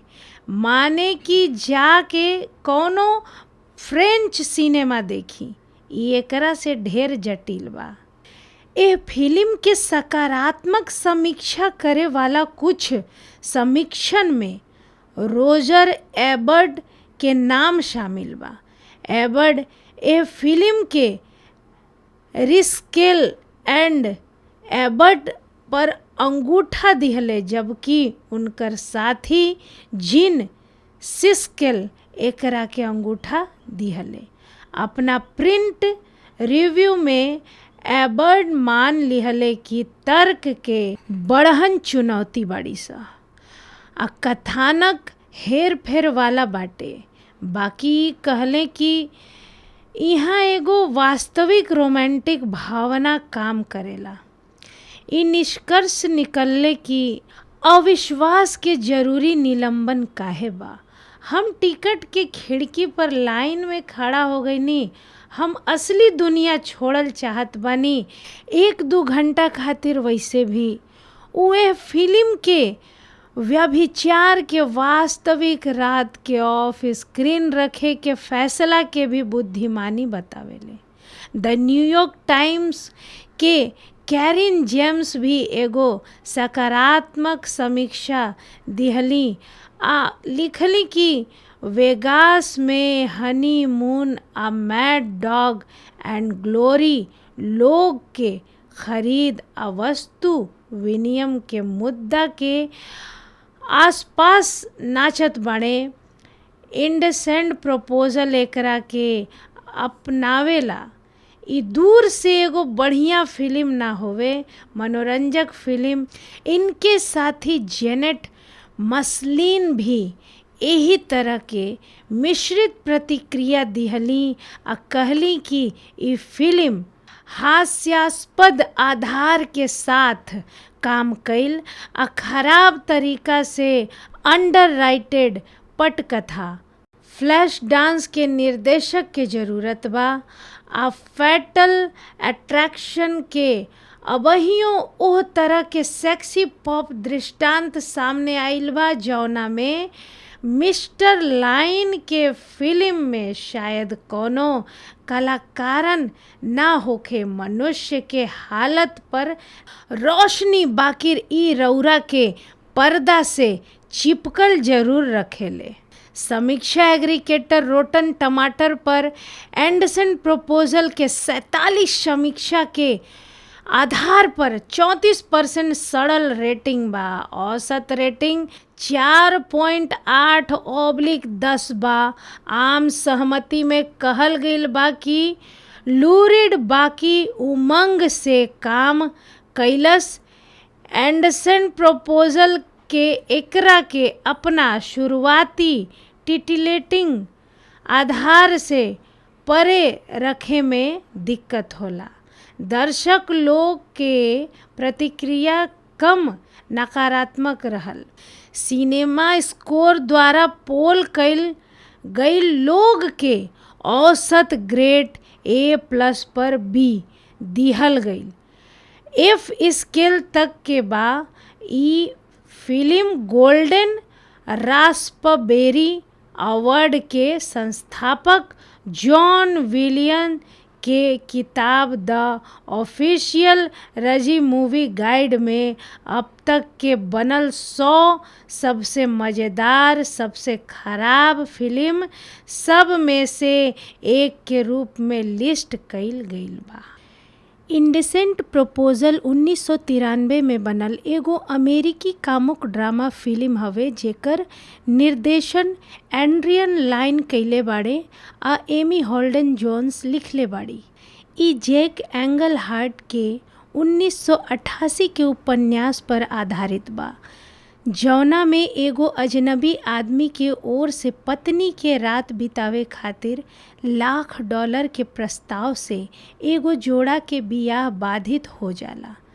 एह में रॉबर्ट रेडफोर्ड, डेमी मूर आ वुडी हैरेल्सन मुख्य भूमिका में बाड़े। एकरा कहानी के षड्यंत्र आ अप्रत्याशित खातिर आलोचकन के ओर से एकरा के अधिकतर नकारात्मक प्रतिक्रिया मिलल। एकरा से विवाद भी पैदा भइल। नारीवादी लोक तर्क रहल कि एह फिल्म के आधार देह व्यापार आ औरतन के संपत्ति के रूप में व्यवहार के बढ़ावा देला। एकरे बावजूद ई फिल्म बॉक्स ऑफिस पर सफल रहल आ $38 मिलियन के बजट पर दुनिया भर में लगभग $267 मिलियन के कमाई कैलस आ 1993 के छठवा सबसे ढेर कमाई करे वाली फिल्म बन गईल। इंडेसेंट प्रपोजल बॉक्स ऑफिस पर बहुत सफल रहल। अमेरिका आ कनाडा में 10 से 11 करोड़ डॉलर आ अंतर्राष्ट्रीय स्तर पर 15 से 16 करोड़ डॉलर के कमाई कैलस आ दुनिया भर में कुल 26 से 27 करोड़ डॉलर के कमाई भइल बा। ई फिल्म 7 अप्रैल 1993 के अमेरिका आ कनाडा के 1694 पर्दा पर खुलल आ अपना पहिला सप्ताहांत में 18 करोड़ डॉलर के कमाई कैलस आ अमेरिका के बॉक्स ऑफिस पर टॉप कैलस। ई ओह समय अप्रैल में रिलीज होखे खातिर सबसे बड़हन ओपनिंग रहल। 4 हफ्ता ले ई नंबर 1 पर रहल आ 1993 के छठवीं सबसे ढेर कमाई करे वाली फिल्म बनल। ई 23 अप्रैल 1993 के अंतर्राष्ट्रीय रिलीज में प्रवेश कैलस आ एकर पूर्वालोकन ऑस्ट्रेलिया के सप्ताहांत खातिर 66 गो पर्दा पे भइल। खाली 3 दिन खातिर खेलेला के बावजूद ई 3 दिन के कमाई $0.8 मिलियन 1.16 मिलियन ऑस्ट्रेलियाई डॉलर के साथ ए हफ्ता खातिर ऑस्ट्रेलियाई बॉक्स ऑफिस पर टॉप पर रहल। ई आधिकारिक तौर पर 29 अप्रैल के ऑस्ट्रेलिया में खुलल आ 4 हफ्ता और नंबर 1 पर रहल। यूके में भी एकरा के प्रीव्यू से फायदा भइल आ यूके बॉक्स ऑफिस पर टॉप कैलस आ एकर शुरुआती वीकेंड में प्रीव्यू समेत $2.4 मिलियन के कमाई भइल। ई 3 हफ्ता ले यूके में नंबर 1 रहल। इटली में ही पैरामाउंट यूनाइटेड इंटरनेशनल पिक्चर्स के अब तक के दूसरा सबसे बड़हन ओपनिंग रहल आ एकरे शुरुआती वीकेंड के कमाई $16 लाख रहल। एह फिल्म के समीक्षन के नकारात्मक समीक्षा मिलल आ उ लोग ए फिल्म के पटकथा आ एकर अविकसित किरदारन के षड्यंत्र के हवाला दिहल। आलोचक लोग नोट कैल कि एह फिल्म के पटकथा आ एकर अविकसित किरदारन के षड्यंत्र के हवाला दिहल।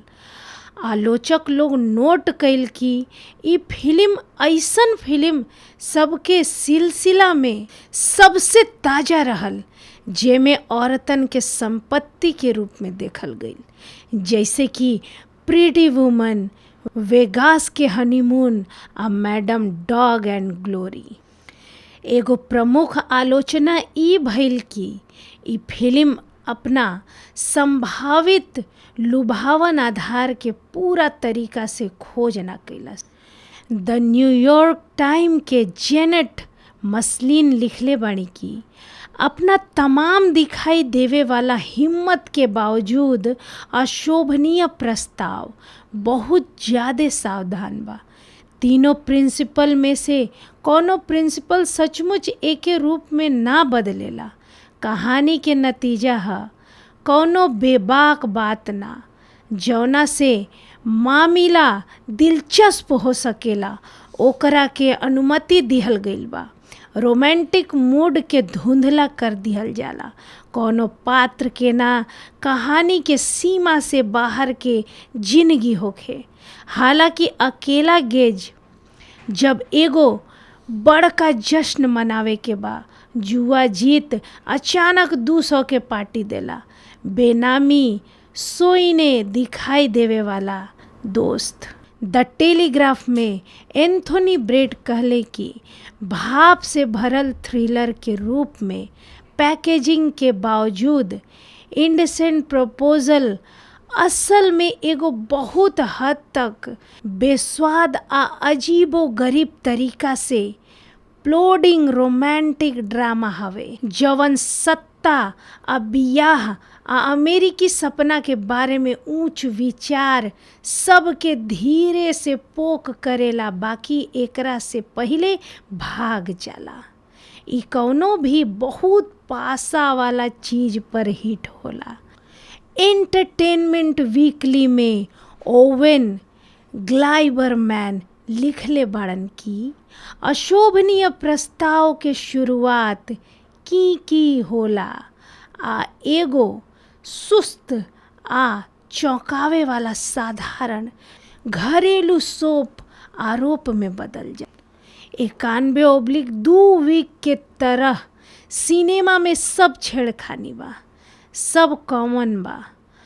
अगिला बेर लाइन के कुछ 3 औरी अशोभनीय चीज खातिर कोशिश करे के चाही। आलोचक लोग आम तौर पर रेडफोर्ड के परफॉर्मेंस के तारीफ कइल। बाकी कुछ लोग के दुख रहे कि जॉन गेज के किरदार बहुत ढेर सहानुभूति वाला ढार दिहल गइल। आई भूमिका रेडफोर्ड खातिर एक बेर फिर से जे गेट्सबी के भूमिका निभावे के मौका भर रहल। ग्लाइबरमैन लिखले बाड़न की माइकल डॉगलस के गार्डन गेक्को नियर इनमें भी पैसा के ऊ आभा बा जवन की अनुका गहिराह सूट में भी लगभग स्पर्श करे लायक होला। ऊ चमकेले आउ ऐसन आदमी के सूखल लोभ के साथ बोले ले जेकरा लगे ऊ चीज बहुत ढेर हो गईल होखे आ अब मिल जाला। लोग के परख के ओकर लात मारेला। ओह लोग के अनुभव के माध्यम से जियत। मसलीन लिखले बाड़ी की मूर के बारे में ऊ ऐसन गति से धधकत तरीका से गुजरे खाती आपन पूरा मेहनत। डाल मूर के बारे में मसलिन लिखले बाड़ी की ऊ अपन पूरा मेहनत के ऐसन गति से गुजरे में धधकत रहेली आ कौनो ऐसन गति में ना जवन ओह लोग के पीछे पड़ सकेला। ई भूमिका खातिर ठीक बा। ऊ तबे डगमगा जाली जब पटकथा गूंगा हो जाला या हाउसलर के ऊपर उठ जाला। टॉड मैककार्टी लिखले बाड़न की फिल्म के कवन भावनात्मक वेधता जरूर बा, ई मूर के परफॉर्मेंस से उपजल बा जवन जीवंत दिल के बात आ विश्वास करे लायक बाटे जबले की पटकथा एकर अनुमति ना दे जाले। कई समीक्षक लोग के हैरेल्सन के कलाकारन के कमजोर कड़ी पावल। मैककार्टी के लिखल कि अभिनेता के पहिले में पप्पी डॉग लव दिखावे के अलावा बहुत कुछ ना दिहल जाला। खंड आ दूसरा में मानक मुद्दा के ईर्ष्या।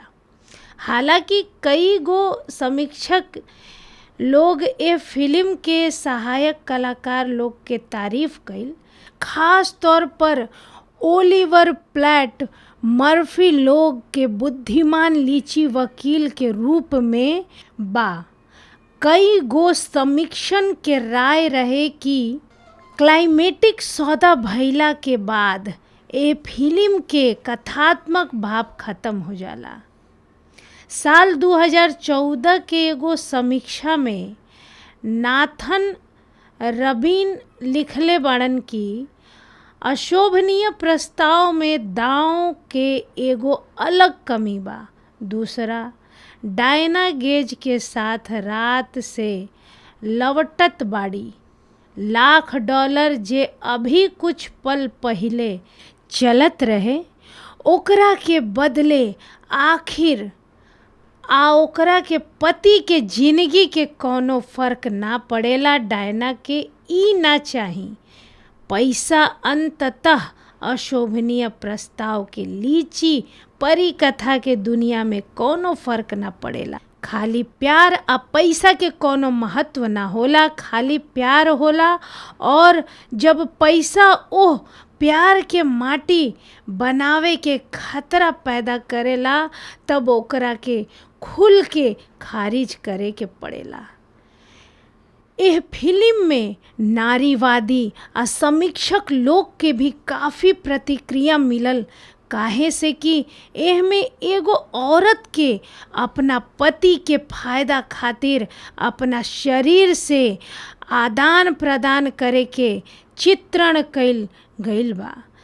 रोलिंग स्टोन के पीटर टेवर्स ए फिल्म के सेक्सिस्ट प्रचार कइले। लड़कियन के उ सिनेमा देख के कहल जाए कि रौरा होमवर्क करे के बा, MBA करवावे के कष्ट करे के जरूरत नहीं खे, बस रौरा पर्याप्त डाइट करे के पड़ी। एनोरेक्सिक होके खातिर कुछ सिलिकॉन लेके ओह अकेला अरबपति के खोजल जा सकेला। नारीवादी लेखिका सुसान फालूदी ए फिल्म में गेज के हरकत के तुलना अनिवार्य से पैसा से, औरत के बलात्कार से कैली। निर्माता डेनिस डी नोवी के सुझाव रहल कि एक फिल्म के जेल में महिला फिल्म के रूप में देखावल जा सकेला, काहे से कि एह में एगो औरत बाड़ी जे अधीन नियंत्रित स्थिति में बाड़ी। कैमिली पगलिया एह बात से असहमत रहली आ कहली कि एह तस्वीर में का बा कि सिनेमा देखे वाला लोग औरतन के कामुकता के साथ ऐसन तरीका से तालमेल बैठावेला जेकरा के नारीवादी बयानबाजी परिभाषित करे में असमर्थ बा।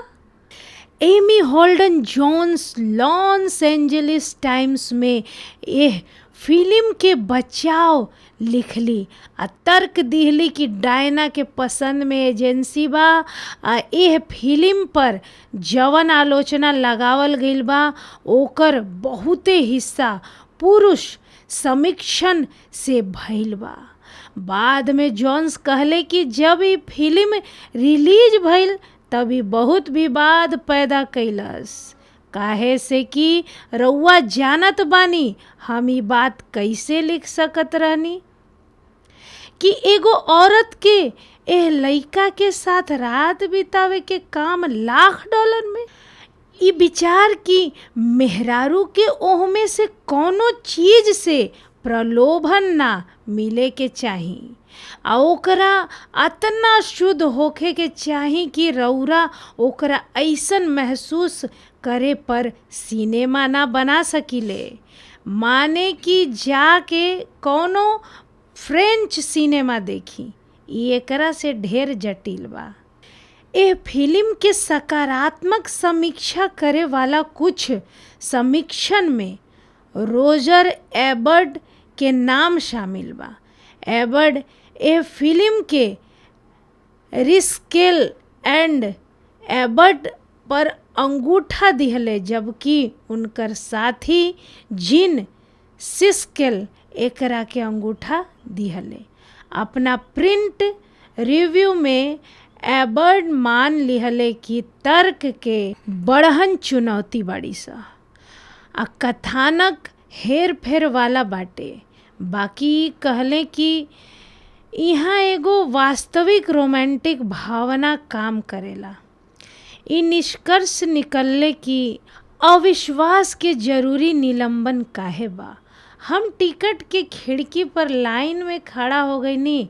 हम असली दुनिया छोड़ल चाहत बानी 1-2 घंटा खातिर। वैसे भी उहे फिल्म के व्यभिचार के वास्तविक रात के ऑफ स्क्रीन रखे के फैसला के भी बुद्धिमानी बतावेले। द न्यूयॉर्क टाइम्स के कैरिन जेम्स भी एगो सकारात्मक समीक्षा दिहली आ लिखली कि वेगास में हनीमून आ मैड डॉग एंड ग्लोरी लोग के खरीद आ वस्तु विनिमय के मुद्दा के आसपास नाचत बाड़े।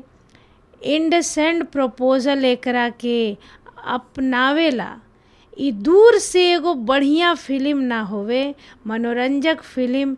इनके साथी जेनेट मसलिन भी यही तरह के मिश्रित प्रतिक्रिया दिहली आ कहली कि ई फिल्म हास्यास्पद आधार के साथ काम कइल आ खराब तरीका से अंडरराइटेड पटकथा। फ्लैश डांस के निर्देशक के जरूरत बा आ फैटल अट्रैक्शन के अबहियों ओह तरह के सेक्सी पॉप दृष्टांत सामने आइल बा जौना में मिस्टर लाइन के फिल्म में शायद कोनो कलाकारन ना होखे मनुष्य के हालत पर रोशनी, बाकिर ई रौरा के पर्दा से चिपकल जरूर रखेले। समीक्षा एग्रीगेटर रोटन टमाटर पर एंडरसन प्रपोजल के 47 समीक्षा के आधार पर 34% सड़ल रेटिंग बा। औसत रेटिंग 4.8/10 बा। आम सहमति में कहल गईल बा कि लूरिड बाकी उमंग से काम कैलस। एंडरसन प्रपोजल के एकरा के अपना शुरुआती टिटिलेटिंग आधार से परे रखे में दिक्कत होला। दर्शक लोग के प्रतिक्रिया कम नकारात्मक रहल। सिनेमा स्कोर द्वारा पोल कइल गईल लोग के औसत ग्रेड A+ पर B दिहल गईल। F स्केल तक के बा। ई फिल्म गोल्डन रास्पबेरी अवार्ड के संस्थापक जॉन विलियन के किताब द ऑफिशियल रजी मूवी गाइड में अब तक के बनल 100 सबसे मज़ेदार, सबसे खराब फिल्म सब में से एक के रूप में लिस्ट कइल गईल बा।